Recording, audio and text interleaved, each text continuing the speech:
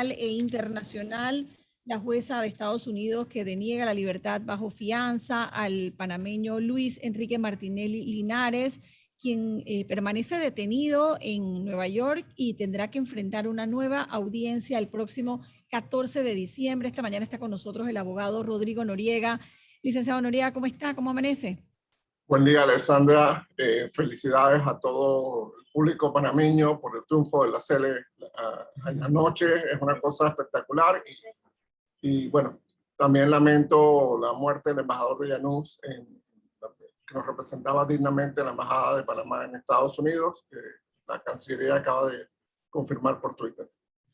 Gracias por esa última hora, porque no la habíamos registrado todavía. Ya la estamos pasando aquí al equipo. Lamentamos profundamente también esa noticia, Mirna. No la teníamos registrada. El embajador de Janus, el embajador de Panamá. Lo acaban de publicar en la cuenta, como dice el licenciado Noriega, lo acaban de publicar en la cuenta de Twitter. La canciller misma lo acaba de dar a conocer. Estaba muy enfermo. Sí, aparentemente sí, esa información sí la teníamos, pero bueno, si lamentamos esa información, nosotros también. Bueno, ¿por dónde empezamos al momento de analizar lo que ocurre con este caso que acapara los titulares internacionales, doctor Noriega? Yo creo, Alessandra, que hay que empezar, y Mirna también, buen día. Hola, Rodrigo. Hay que empezar por decirle a los panameños y panameñas qué significa esta detención en Estados Unidos. Esta detención no es producto de nada que haya hecho Juan Carlos Varela, Kenia Porcel, Picuiro, nadie. Esto es un efecto autónomo de una investigación desarrollada por el Departamento de Justicia a partir de la confesión de Odebrecht en el 21 de diciembre del 2016. Ok, vamos a entender ese tema. Esto no tiene nada que ver con Panamá. Esto es Estados Unidos solito a partir de la confesión de Odebrecht del 21 de diciembre del 2016. Bien. Segundo, ellos están, el joven Luis Enrique y su hermano Ricardo Alberto están enfrentando a la justicia de Estados Unidos por delitos, posibles delitos cometidos en Estados Unidos usando su sistema bancario para presuntamente blanquear dinero proveniente de una supuesta coima de Odebrecht. Esto no tiene nada que ver con la justicia panameña. Repito, porque vamos a escuchar también aquello de que, bueno, estos dobles juzgamientos. No, Panamá está juzgando por los delitos cometidos en Panamá y Estados Unidos está juzgando por los delitos cometidos en Estados Unidos. Ninguno de los dos países está juzgando por los delitos cometidos en los dos países. Entonces tenemos que tener eso bien claro.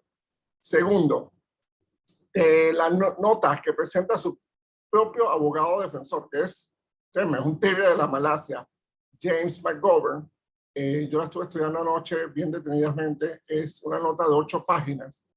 Claro, tenemos que entender que está matizada como un abogado defensor que está tratando de poner a su defendido en la mejor luz posible. El abogado McGovern reconoce varias cosas. Uno, ellos desde el 2018 hasta el 2020, hasta junio del 2020, estaban en conversaciones y en negociaciones con el FBI. O sea, esto empezó para ellos en el 2018 y tenían más o menos 2 años de estar conversando y negociando con el FBI. Y se fueron días antes, se fueron vía Bahamas, y de Bahamas a Colombia. Bueno, todo un periplo que merece una serie de Netflix de cómo salieron esos chicos. Entonces, ellos estaban al tanto que existían estas investigaciones, que existían estas causas. Aquella historia de que ellos se enteraron en el camino, no, tampoco. Ellos sabían y muy posiblemente se fueron por esa razón de Estados Unidos. Tercero, el abogado McGovern empieza. Recordemos que la justicia penal estadounidense es negociada, es transaccional. El abogado McGovern empieza ofreciendo una declaración de culpabilidad de un delito. Él dice, bueno, los otros delitos, no, eso no lo vamos a discutir, pero de un delito de conspiración, que es el delito de menor pena, si lo aceptamos, reconocemos la culpabilidad de Luis Enrique. Eso no lo digo yo, eso lo dice el abogado McGovern en su carta, que está circulando ampliamente en las redes sociales, y reconocemos esta culpabilidad por este delito y le pedimos a los tribunales de Estados Unidos que se le reconozca a Luis Enrique el tiempo que cumplió en Guatemala, los 16 meses que estuvo en Guatemala detenido, como parte de su sentencia en Estados Unidos, y pedimos que la sentencia sea lo más suave, lo más responsable posible. Es curioso que el propio abogado McGovern, el propio abogado defensor, dice que fue una acción irresponsable, poco meditada, la de los dos jóvenes salir de Estados Unidos en 2020. Entonces, es bien curioso que el punto de partida del abogado defensor, le recuerdo a la audiencia, del abogado defensor, es decir, él se va a declarar culpable de un delito, él pide disculpas por haberse ido en 2020, él va a devolver un dinero, etcétera, etcétera. O sea, ese es el punto de partida. Recordemos que esto es una negociación que el abogado McGovern va a tener con los fiscales. Y, por supuesto, tú cuando empiezas una negociación, tú estás vendiendo tu casa, tú pones el precio más alto y el comprador pone el precio más bajo. En este caso, el señor McGovern es el comprador y está poniendo el precio más bajo. Veamos a ver qué precio están dispuestos a pagar los fiscales. Licenciado Noriega, le saluda Mirna, buenos días. Si se declara culpable, y se está mencionando que se declararía culpable de uno de los cargos, ¿eso qué implica? Bien, recordemos dos cosas, Mirna, que el sistema judicial de Estados Unidos es sumamente flexible, está basado en casuística. A Luis Enrique lo están acusando.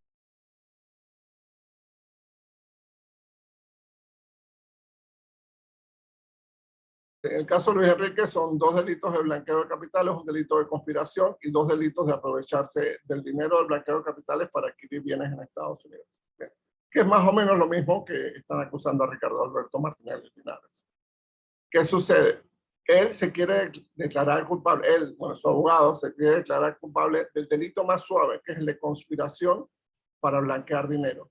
Ese es un delito que puede cometer, por así decirlo, una cajera en un banco o un auditor en una firma de auditoría que te altera un informe como para que tú puedas justificar dinero. O sea, están tratando de ponerlo nuevamente en la luz más favorable. Como que, bueno, él fue meramente un intermediario y él fue manipulado por, abro comillas, un alto funcionario del gobierno de Panamá. Cierro comillas. Ese es el eufemismo que se usa en la carta, un alto funcionario del gobierno de Panamá. Ese es el eufemismo que se usa por toda la carta. Entonces, ¿qué pasa? Que se les presenta, y me imagino que va a ser lo mismo con Ricardo Alberto Martinelli Linares, se les presenta como unos jóvenes muy susceptibles de ser manipulados, de ser influenciados por un alto funcionario del gobierno de Panamá. Entonces, básicamente, lo que quiero compartir con la audiencia es el hecho de que el primer punto de partida es el reconocimiento de la culpabilidad. ¿Qué estamos viendo aquí? La justicia de Estados Unidos es considerada por muchos la mejor del mundo. Yo creo que yo estuve allá 8 años, yo creo que puede ser un poquito mejor, pero es muy buena. La de Nueva York es la mejor de la mejor. Y los fiscales de Nueva York son considerados los fiscales más agudos, más detallados de todo Estados Unidos. O sea, estamos enfrentándonos a la mejor de la mejor justicia del mundo. El abogado McGovern, por cierto, fue fiscal de ese sistema. Así que él sabe lo que se enfrenta. Él desde el mes de abril de este año, en sus propias palabras, en la propia carta, dice que él estaba negociando con la Fiscalía de Nueva York un acuerdo favorable para los chicos. ¿Qué es lo que él va a buscar? Y eso tenemos que ponerle mucha atención. Él va a buscar que no se dé un juicio con un jurado. ¿Por qué? Porque ustedes se imaginan un juicio contra un chico italo-panameño que tiene esta vinculación con esta familia política, etcétera, ante un jurado neoyorquino. 12 neoyorquinos que son la gente más leída del mundo, la gente más trabajadora, la gente más trabajadora del mundo. Entonces, si tienes un jurado como ese, no te va a ir muy bien en la vida. Así que él va a tratar de evitar todo lo posible que haya un juicio por jurado. Este caso tiene que tener un juicio por jurado y va a tratar el abogado McGovern de evitarlo lo más posible. ¿Eso qué significa? Eso significa que él va a tener que negociar un acuerdo de pena. Hay 2 opciones. O negocias y reconoces la culpabilidad o cooperas. Lo único que ellos pueden, de acuerdo con lo que el propio McGovern y otros documentos que hemos leído en los últimos meses, que puede hacer es cooperar para identificar o ayudar en la persecución del delito, presunto delito, por el alto funcionario del gobierno de Panamá. Vamos a llamar a Por ahí era mi pregunta, porque usted ha mencionado varias veces que la justicia estadounidense es transaccional y es precisamente lo que vemos en las películas y en las series, de que los abogados se reúnen con los fiscales y llegan a un acuerdo antes de que se presente la audiencia. ¿Eso podría ocurrir antes de ese 14 de diciembre que deben volver a ver a la magistrada? ¿Y hasta qué punto piensa, yo sé que no hay bolita de cristal aquí, pero hasta qué punto piensa usted que él va a aceptar la culpabilidad y no va a mencionar a su padre? Porque en los corrillos políticos eso es lo que se especula, ¿no? Mira, Alessandra, yo creo que no va a haber ninguna negociación fuerte. Hay negociaciones todo el tiempo, hasta que no llegue el hermano a Nueva York. Hasta que la fiscalía no sienta que tiene a los dos, no creo que vaya a haber una negociación de verdad. Segundo, la fiscalía tiene la mejor herramienta posible para facilitar una negociación, que se lo dio la jueza, la magistrada ayer, la magistrada Marcia, que es la cárcel del Centro Federal de Brooklyn. Créeme, yo esa cárcel no la conozco personalmente, sí conozco otras cárceles en Nueva York por asuntos de voluntariado, asistencia legal que yo participé algún tiempo en Estados Unidos. Créeme que son iguales o peores que las cárceles panameñas. Y allí no hay nada de que tú llegaste, le diste una platita al policía y me arreglaste acá. Y No hay telefonazos, nada de eso, ¿no? Celdas no, VIP. no. Tú hablas, y eso se ha visto en las películas, tú agarras un teléfono, yo hablo con Alessandra y hay una malla en el frente. Alessandra no me puede tocar, yo no puedo tocar a Alessandra. O sea, yo no puedo tocar a ningún visitante y todas nuestras conversaciones están grabadas. Entonces, ese incentivo adicional, recordemos, ayer, solo para que tengamos idea, ayer hizo 2 grados centígrados en Nueva York. Ayer en Panamá hizo 32 grados centígrados en la noche.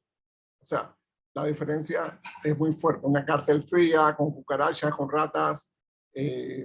No lo van a poner, obviamente, en la zona peligrosa, pero no va a tener muchos beneficios.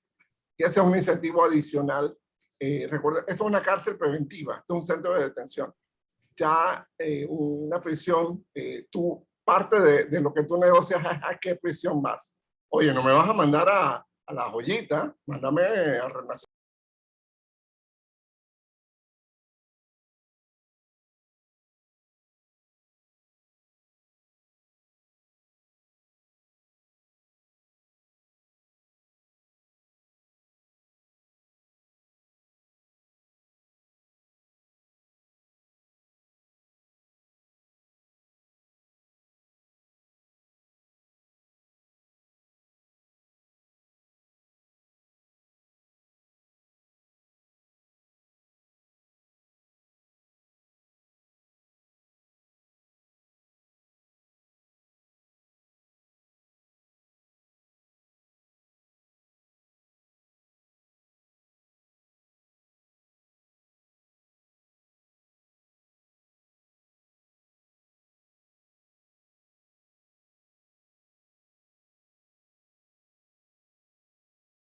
Recordemos, la justicia de Estados Unidos estuvo muy afectada por el COVID-19.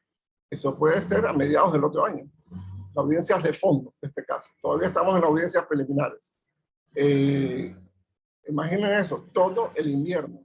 Ese invierno frío, terrible. Las cárceles de Brooklyn están muy cerca Sí. de la costa. Entonces, ese aire frío, o sea, ahí hay muchos elementos. No lo quiero exagerar, no lo quiero Dramatizar. Pero sí, es una situación terrible y ese es el mayor incentivo para negociar. Doctor Porque tú vas a Noriega, poder negociar otra celda, tú vas a poder negociar un sitio mejor donde pasar tu vida, una parte importante de tu vida. usted Yo ha no creo que los mencionado, fiscales van a hacer la negociación total hasta que no tengan al otro hermano. Entonces ellos van a esperar a tener los 2 hermanos para poder hacer, eso sí, algo de lo que se ve en las películas, quizás hasta poner uno en contra del otro, o decirle, bueno, mira, tú no hiciste tanto como hizo tu hermano y vas a pasar el mismo tiempo que él. En esta, o sea, hay 1000 cosas que pueden pasar. Hay 1000 cosas que pueden pasar. Esos fiscales inventaron el libro. Así que no nos engañemos, lo que vamos a ver en las próximas semanas.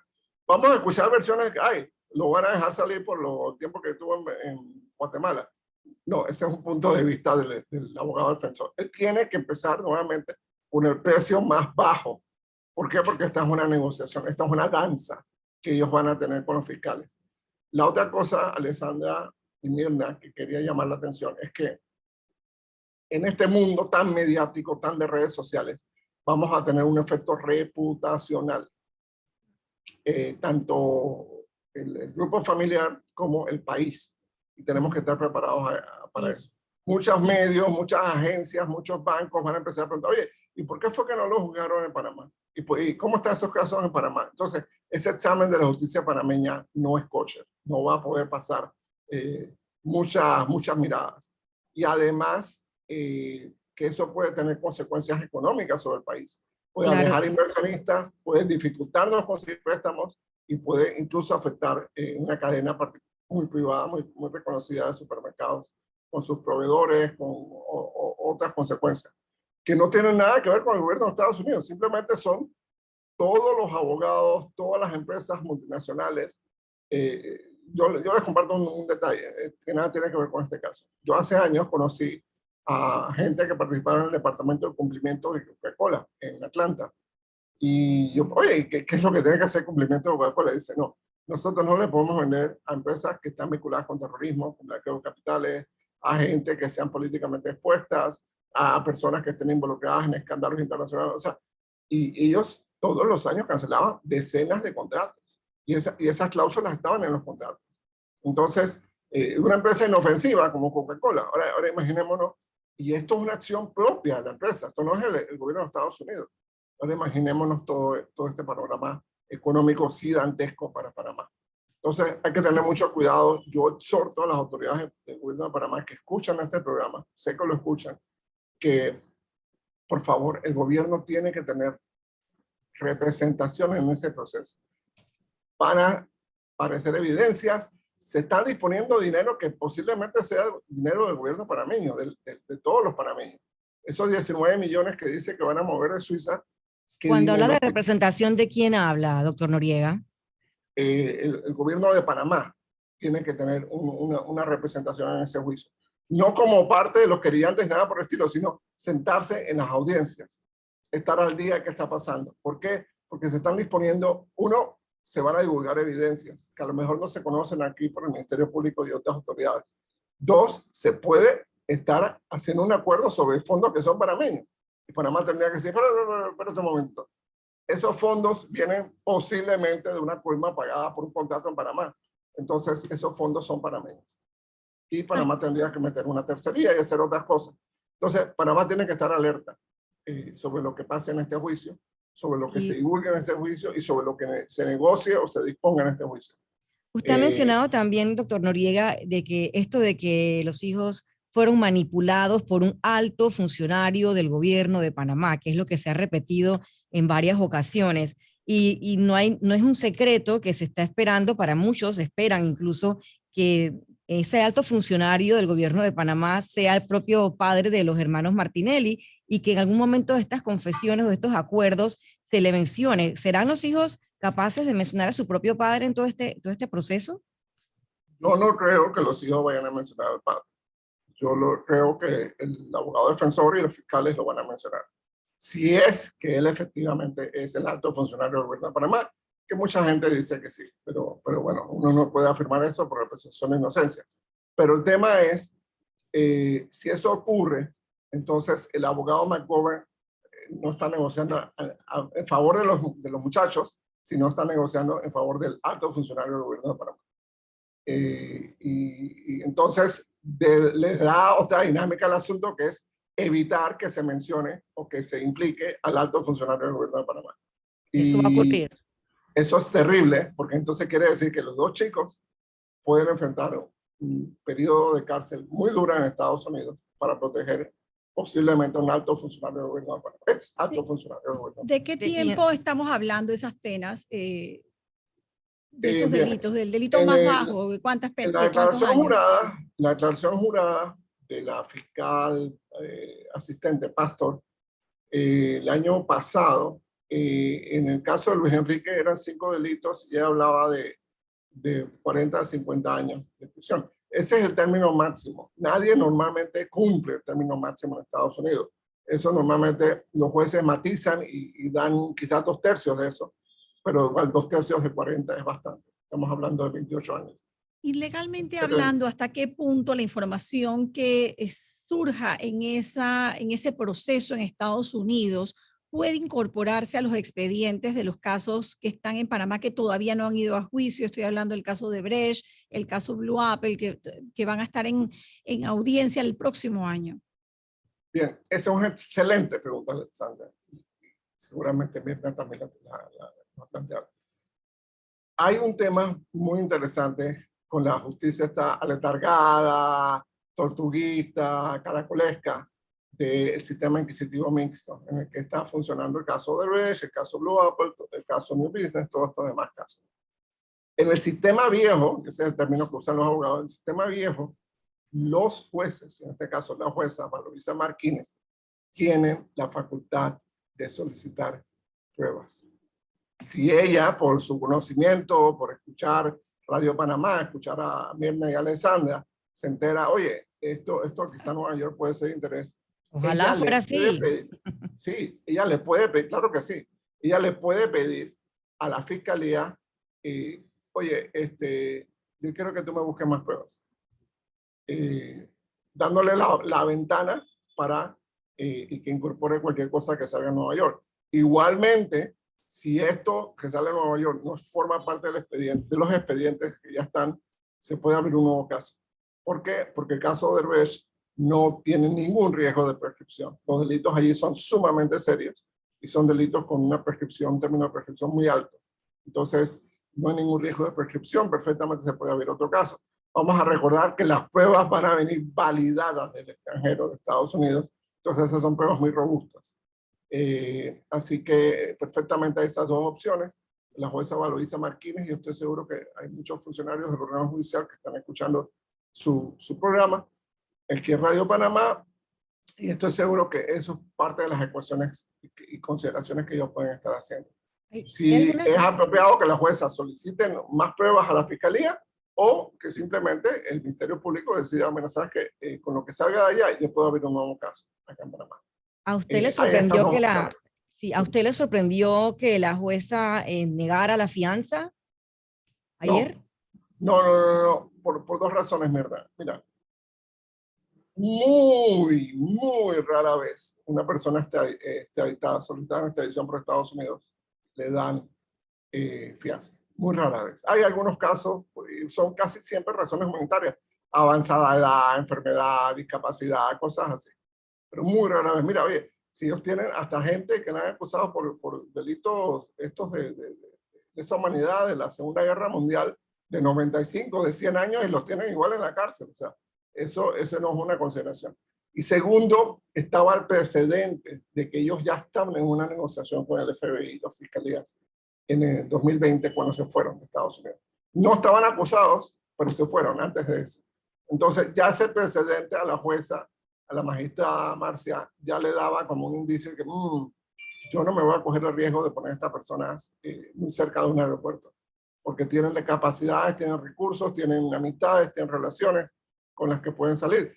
Y la forma en que salieron de Estados Unidos, se fueron a Bahamas. O sea, ni siquiera salieron formalmente de Estados Unidos, se fueron a Bahamas, que los que han ido a Florida saben que es un viaje bien corto, y de ahí tomaron su avión. Entonces, así que ese es un detalle que yo creo que para mí no había duda que no le iba a dar fianza.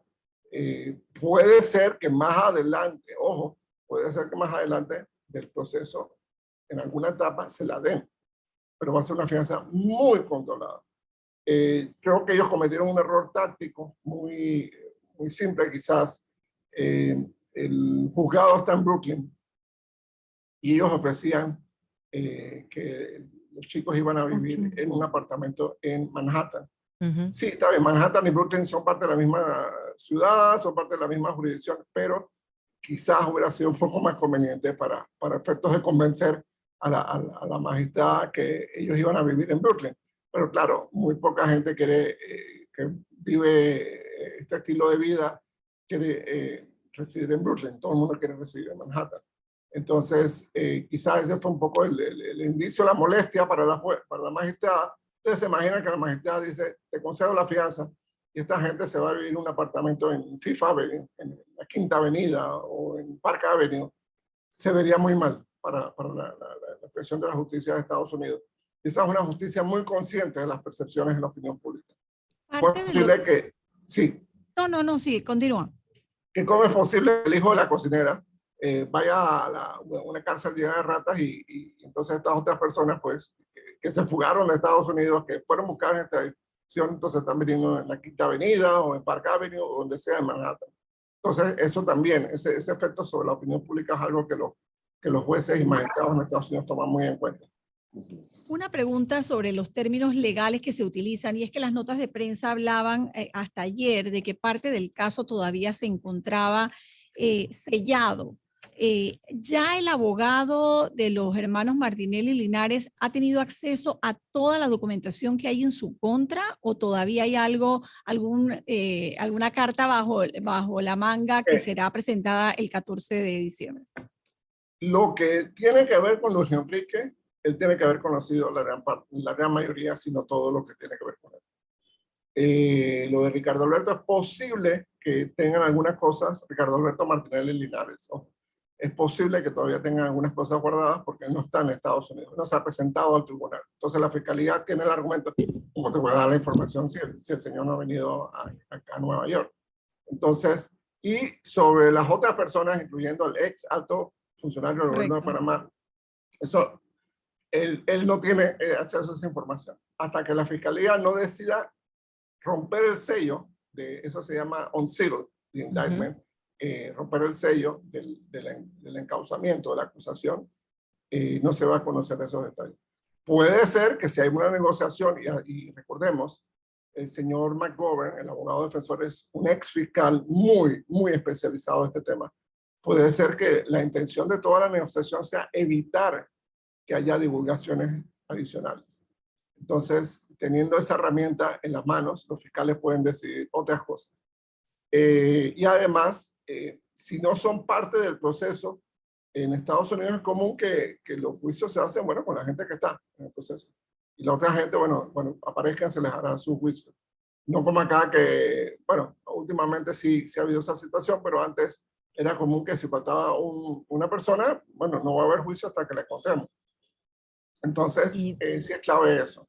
Es posible que no sepamos nada de esa otra persona o del indictment que está sellado, o es posible que los fiscales decidan abrirlo. De eso yo creo que va a depender mucho de esta negociación. Y no sería público, eso no sería información pública, eso se manejaría en audiencia. Si es sellado, no es público. Doctor Noriega, sí, hay medios tan influyentes en Estados Unidos como el Wall Street Journal que están dando seguimiento muy estricto al caso, no solamente de los hermanos Martinelli, y han publicado varios artículos en lo que va de la semana, sino también han hecho alusión al expresidente Ricardo Martinelli y sus problemas legales. Y en uno de los artículos publicado hace 3 días dice lo siguiente: los problemas legales del señor Martinelli en el país y en el extranjero son problemas no solamente para la familia. Tanto el caso de las escuchas telefónicas como el caso del Departamento de Justicia amenazan con proyectar una sombra oscura sobre el Estado de Derecho en uno de los países estratégicamente más importantes del hemisferio occidental y dañar su imagen. Y es lo que usted mencionaba hace un instante, pareciera que es Panamá también y su sistema judicial el que se encamina a un juicio en Nueva York. ¿Le preocupa a usted toda esta perspectiva que están planteando medios tan importantes como este? Totalmente de acuerdo, Mirna, porque eso es precisamente uno de los fundamentos de que Panamá, el Estado panameño tiene que tener alguien allí, una firma de abogados de Estados Unidos, un observador de la Cancillería, alguien allí vigilando y actuando en nombre de Panamá, porque van a haber divulgaciones sobre Panamá, van a haber divulgaciones sobre la forma de obtener contratos en Panamá, van a haber divulgaciones sobre cómo funciona la justicia. Entonces, tenemos que tener a alguien que esté allí. Tenemos que velar por los intereses de Panamá. Aquí es donde se demuestra la debilidad de la justicia panameña.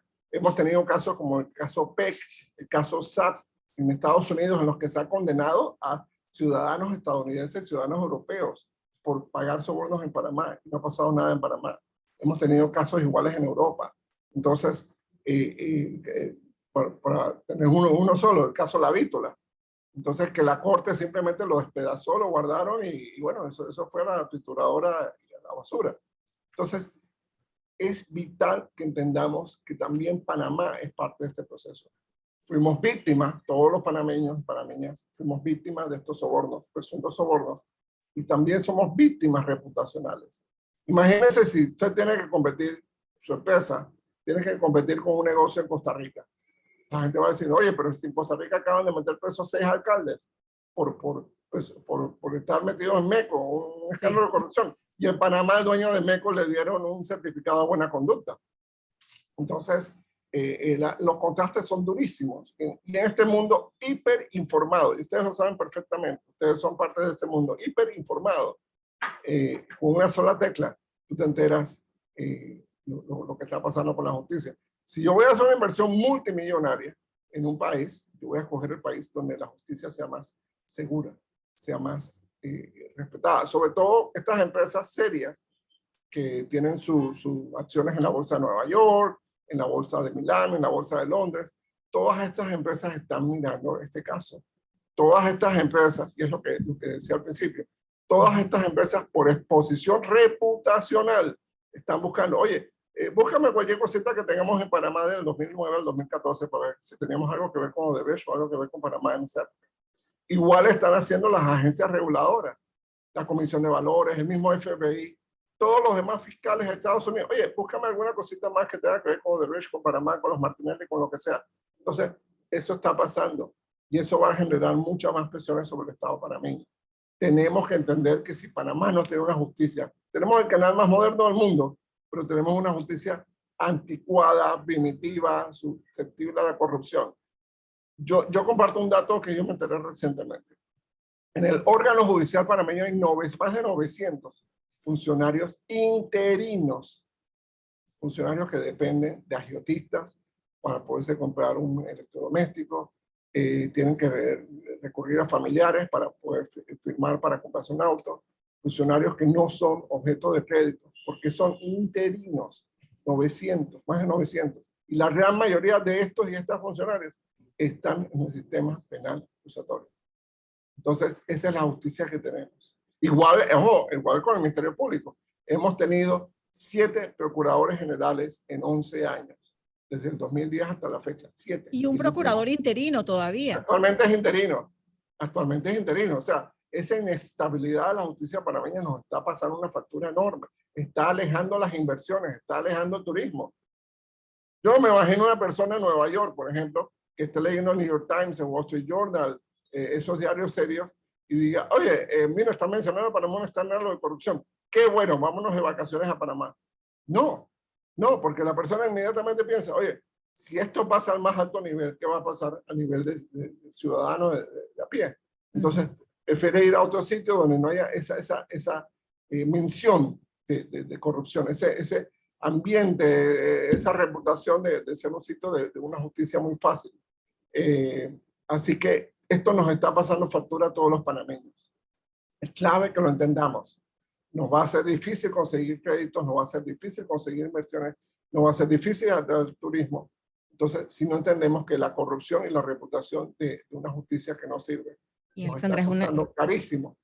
Es una interesante perspectiva sobre el daño reputacional y que nos están mirando realmente, doctor Noriega. Interesante ese aspecto que muchas veces tratamos de buscar como periodistas, como medio de comunicación, explicaciones interesantes, certeras, de cómo es el proceso en los Estados Unidos, y creo que lo ha cometido muy bien en esta mañana, Rodrigo. Y lamentablemente hemos quedado, doctor Noriega, hemos quedado como en los años 80, esperanzados de que Estados Unidos justicia haga primitiva. Justicia y que con ese... Alexandra, es que como sociedad, no hemos resuelto el conflicto fundamental de tener un dictador o un tirano. El poder que se concentre, el poder fue Manuel Antonio Noriega en la década del 80, y, bueno, y actualmente sabemos quién es, que controla todas las instituciones, tiene el poder económico, el poder político, en aquella época fue el poder militar y el poder político, para hacer y deshacer las cosas.